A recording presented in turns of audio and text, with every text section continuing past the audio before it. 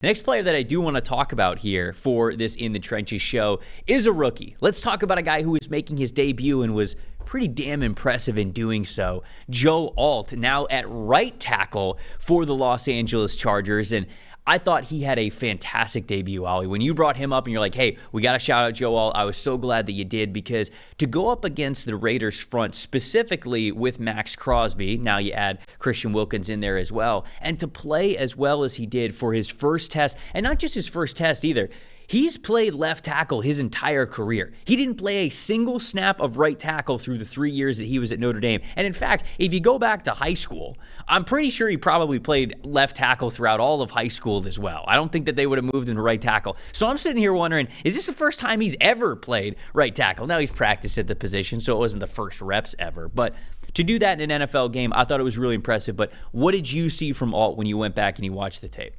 Yeah, I agree with you. I just don't think it's understood enough necessarily how difficult that transition is, that every single part of your life just flips on its head. You know, your lead foot's different, the radar's different, the sets are different. Like, it is not just as simple as flipping one guy to the other. We undersell how intelligent these players are when they can just come out and do it on like a week's notice and play well in prime time on Sunday Night Football or something like that. It is impossible to do. You take a non-NFL player and try to do it, as I've done myself, and it is an absolute disaster. So we should just credit these guys with what they're actually able to do. It's remarkable. I'm excited to hear your thoughts. I thought it was just everything is advertised, right? The hands, the balance, the recovery strength is unbelievable. Crosby got him a couple of times by just rocking him, and he just eats it.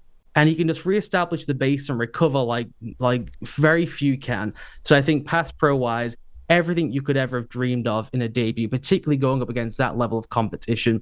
Nothing fazed in terms of what the Raiders ran. Nothing fazed in terms of the one-on-one stuff. Had a little bit more difficulty, I would say, when someone was head up, someone smaller, sharper, quicker off the ball. When it was kind of the wide set stuff and it was Crosby one-on-one, he dealt with Crosby easier than he dealt with anyone else, which just almost makes no sense. Right, and that almost never is the case, but I think that's also a testament to how well Joe Alt approaches the game, right? Because very clearly he understood, I'm the right tackle. I'm going to get a lot of Max Crosby in this game, especially early on. And if I lose a couple of reps to him, they're just going to stick him on that side of the line of scrimmage. Because Crosby can rush from either side of the line of scrimmage. But, you know, we've seen the trends in the NFL over the last, 5-6 years, that you put your best pass rusher often against the right tackle because the left tackle is probably a little bit more talented. So you see a lot of really good guys rushing from that left side of the defense. And I think that, you know, obviously going up against the right tackle, Joe Alt knew that was going to be the case, and he handled it. Man, if you look at the 19 pass blocking reps that he had against either Max Crosby or Christian Wilkins,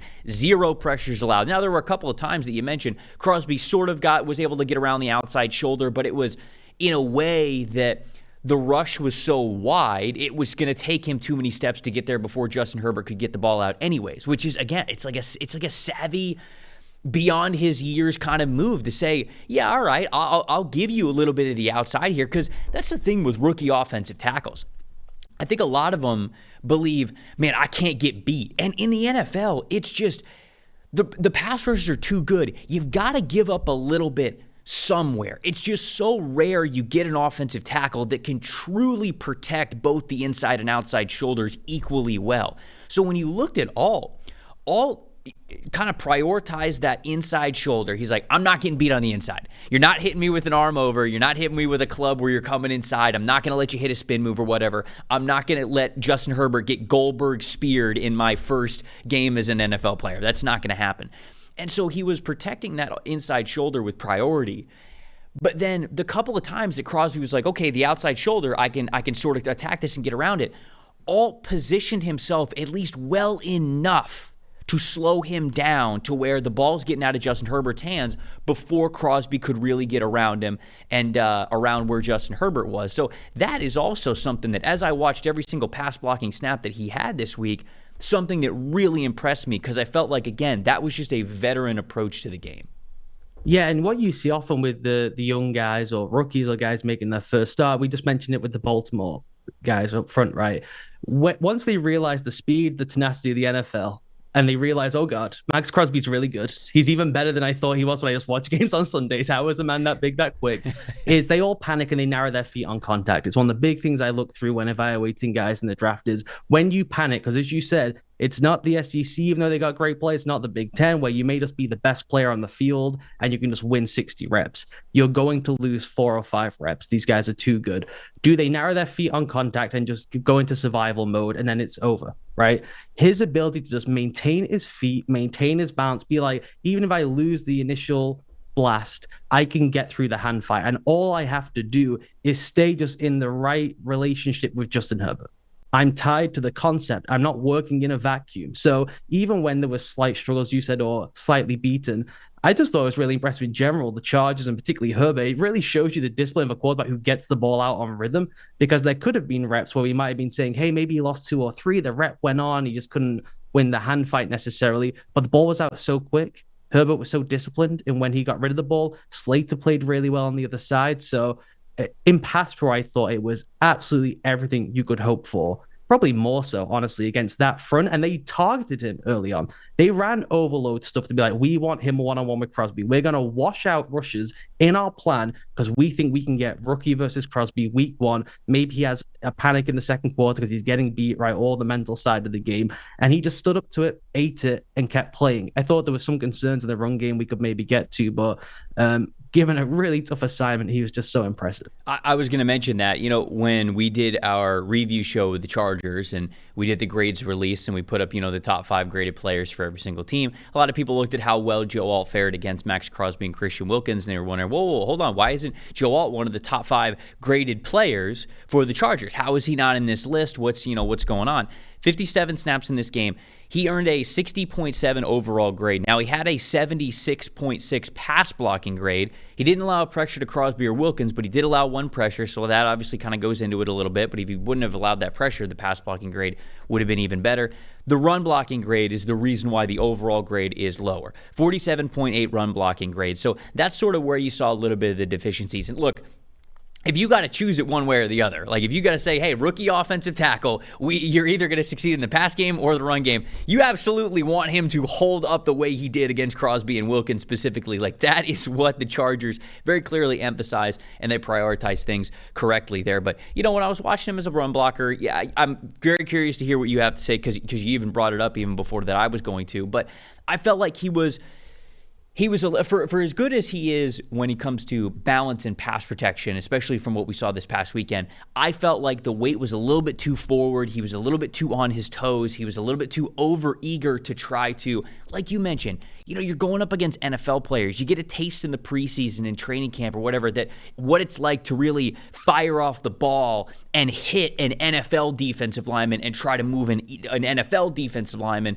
against their will. That's a different story than it is even when you played big games in college. So I wondered if he was a little on his toes, because if you think about it just from a body composition and physiological perspective, like when you are down and you are launching into a defensive lineman, you are launching off of your quads, right? And so like that's what he's trying to do. He's trying to get lower. He's trying to launch so he can create as much power as possible just to get into that play and really move him off the ball.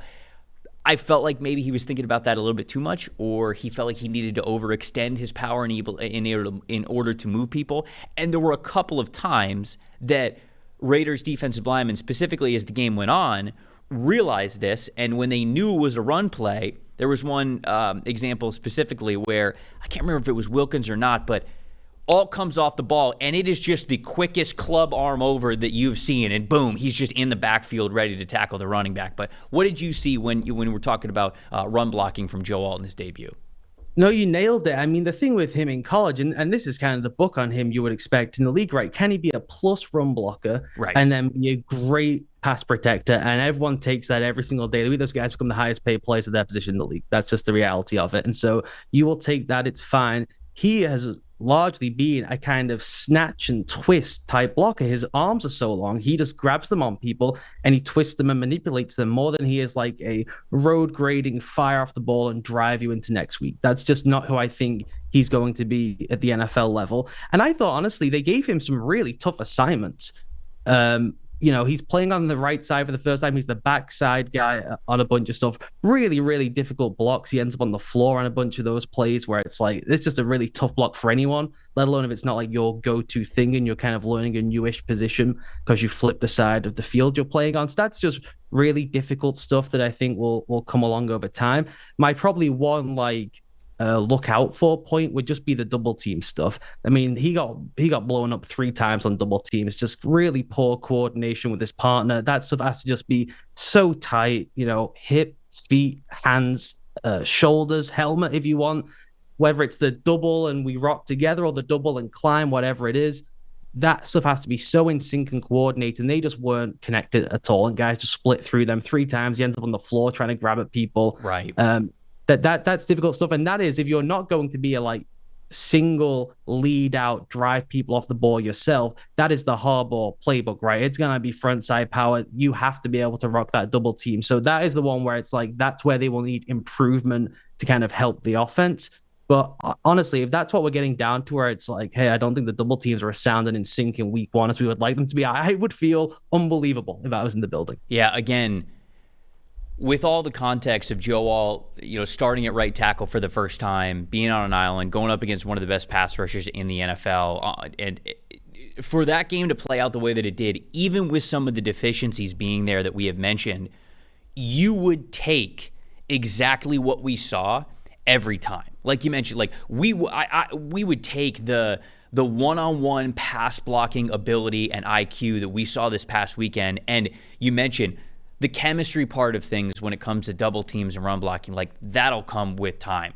And what Harbaugh wants to do, if there's any coach that I would bet on to really be able to figure out, run blocking in the run game, Jim Harbaugh is one of those guys. So I think that they hit a home run with Harbaugh. I think that the Joe Alt pick it's funny, we talked about they're not going to pick Alt. They've got a good offensive line. They got Slater. They need an offensive weapon. And when the pick was made, it was just yeah, of course it was Joe Alt. And now we are seeing in week 1, we just go, yeah, of course it was Joe Alt, because we're already seeing some of the fruits of that draft pick there.